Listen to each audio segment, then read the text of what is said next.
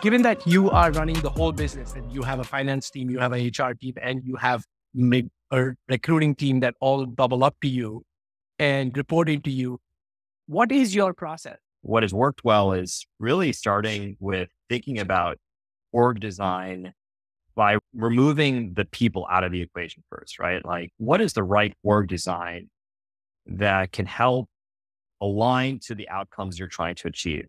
Here's the business outcomes I want to achieve, and what type of org do I really need to set up? Once we get through an effective org design process, the next thing we're trying to do is to understand what is the actual headcount people are requesting. This is typically done not through something that I'm proud of, but lots of spreadsheets. These spreadsheets become a starting point of a next level conversation around prioritization.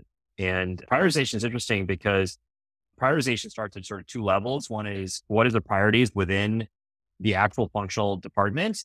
And then there is the leaders coming together and prioritizing against all departments. And so leaders kind of have to operate with an understanding across all various functional teams and units. Now, ultimately, it all sounds good. And then we have to get hit by the financial budget saying, well, hey, here's your budget. And we'll have to make the call of how do we allocate the headcount that we have against that financial envelope. And because we've already gone through the messy process of prioritization of teams, it actually becomes an easier process once we get the financial level and saying, hey, here's where the cutoff is. And ultimately, there's tough calls where we kind of say, hey, we're looking for X million more because we think that this could make a meaningful difference outcomes, and becomes this interesting back and forth between finance and the leaders that are ultimately accountable to the outcomes.